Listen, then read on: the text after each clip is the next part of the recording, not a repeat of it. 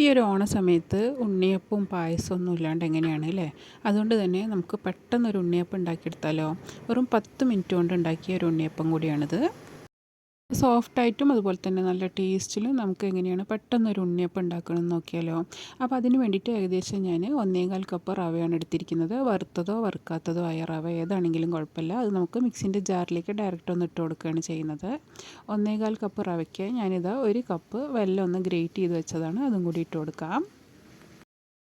ഇപ്പോൾ 1 cup വെല്ലമാണ് great ചെയ്ത് വെച്ചിരുന്നത്. അതും കൂടി നമുക്ക് ആ മിക്സിൻ്റെ ജാറിലേക്ക് തന്നെ ഇട്ട് കൊടുത്തിട്ട് ഒരു മുട്ടയാണ് ഒഴിച്ചു കൊടുക്കുന്നത്. ഇനി നമുക്ക് ഇതിലേക്ക് ഏകദേശം 2-3 ടീസ്പൂൺ തേങ്ങ ചിരവിയതും കൂടി ഇട്ട് കൊടുക്കാം. ഇനി നമ്മൾ റവ എടുത്ത അതേ ഗ്ലാസ്സിൽ തന്നെയാണ് വെള്ളം എടുക്കുന്നത്. ഏകദേശം 1/2 കപ്പ് വെള്ളം ഒഴിച്ചു കൊടുത്തിട്ട് നമ്മൾ അരച്ചെടുക്കുന്നുണ്ട്. വെള്ളം കൂടുതലായി വേണമെന്നുണ്ടെങ്കിൽ നമുക്ക് അതിനനുസരിച്ചിട്ട് ഒഴിച്ചു കൊടുക്കാം. ഏകദേശം ഞാൻ 1 കപ്പോളം വെള്ളം ഒഴിച്ചു കൊടുത്തിട്ട് ഈ ഒരു തിക്നെസ്സിൽ നമ്മുടെ ആ ഒരു ഉണ്ണിയപ്പത്തിൻ്റെ മാവ് എടുത്തിട്ടുണ്ട്. ഇനി അതിലേക്ക് 1/4 ടീസ്പൂൺ ബേക്കിംഗ് സോഡ, പാപ്പ സോഡ 1/4 ടീസ്പൂണും കൂടി ഇട്ടിട്ട് നന്നായിട്ട് ഇതൊന്ന് മിക്സ് ചെയ്ത് കൊടുക്കുക. ഈ ഒരു ടെക്സ്ചറിൽ വേണം നമ്മുടെ ഉണ്ണിയപ്പത്തിൻ്റെ മാവ് ഉണ്ടാവാൻ വേണ്ടിയിട്ട്. നമ്മുടെ ആ ഒരു ഇഡ്ഡലി മാവൊക്കെ ഉണ്ടാവുമല്ലോ, ആ ഒരു തിക്നെസ്സിൽ വേണം നമ്മുടെ മാവ്. ആ ഒരു രീതിക്ക് നമുക്കിതാ മാവ് എടുത്തിട്ടുണ്ട്.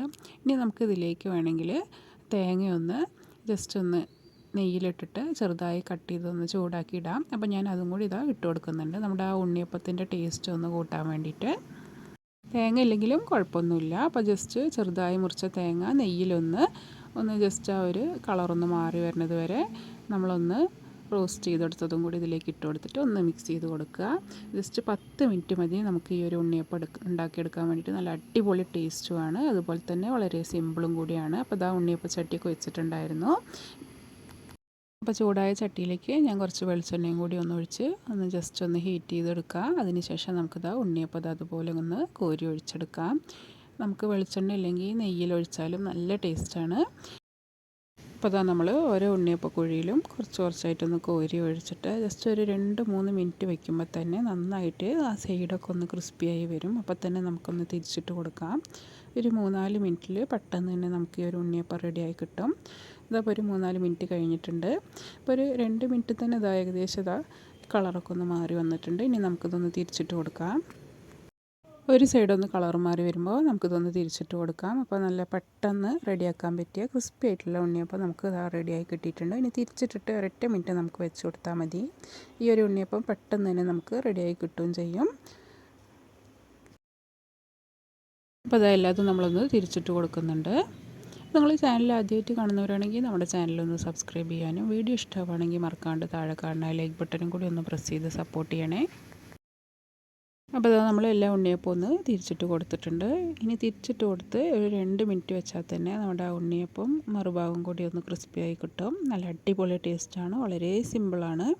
ജസ്റ്റ് നമുക്ക് റവയും മുട്ടയും അതുപോലെ തന്നെ വെല്ലവും കൂടി ഉണ്ടെങ്കിൽ ഈസി ആയിട്ട് ഉണ്ടാക്കിയെടുക്കാൻ പറ്റുന്ന ഒരു ഉണ്ണിയപ്പം കൂടിയാണിത്.